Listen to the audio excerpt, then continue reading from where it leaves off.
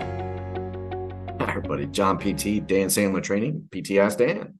Hey, John, how are How we you? doing? I'm good. You? I'm trying to do the low voice right now. Low voice. I understand. So let's stay in low. No. So there's obviously a numbers aspect to sales. There's KPI and all that kind of stuff. There's an interesting psychology side, though, I think, to sales and numbers, where I've seen salespeople basically say, hey, regardless of how I do it, regardless of the attitude and energy I bring, if I just do the numbers, I'm going to get the results. And it's not the case. It goes back to almost flipping a coin, or if you play roulette, betting on black and red or green. But if you flip a coin, it comes up heads 5 times in a row. What do we all think is going to happen next? Tails.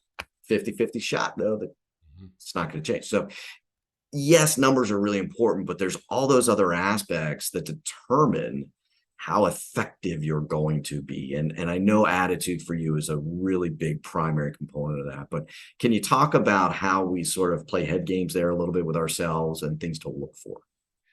So, my initial reaction to all of that is sales is not a numbers game. It's actually a skills game, Okay.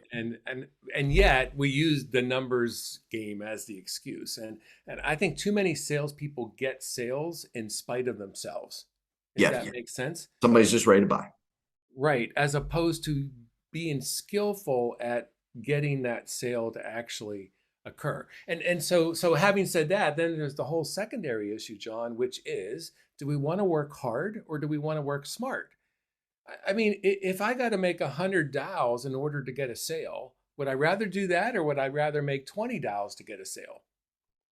And I think most people would say, well, 20 to get one. Well, then you better increase your skill Skill set set. because it's just Yeah. never going to happen. So I think at the end of the day, it's we need to know our numbers.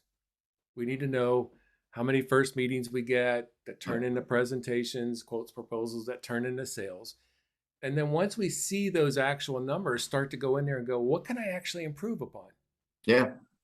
And then from there, you start to work smart. Yeah, and I think to some degree there's short-term and long-term burnout elements to the hard work because I've always been cautious with the, well, just work smart and you'll be fine. You still got to work hard. Yep. But there's a stage of the process where you start to burn a little bit. And it can happen over short periods of time and then your energy comes back. But if you've been at sales 20, 30, 40 years, there's an element of work smart to help yourself cope with the load that you're bearing kind of thing. So Yeah, no doubt. As you get better, you should not have to work as much. yep. You shouldn't.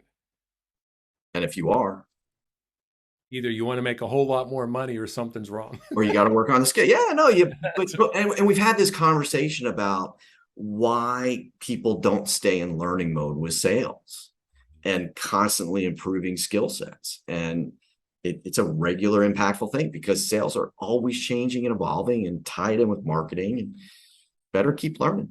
well, what's that? I know we've all heard this. It's time to sharpen the axe or the saw, or you're Yep. not going to fell as many trees. And look, at the end of the day, you've got a choice. You can work ungodly hours and pretend that you're real busy, and or you can start to figure out how to do this a whole lot better and do it a lot better and get more time back. It's your Yep. choice.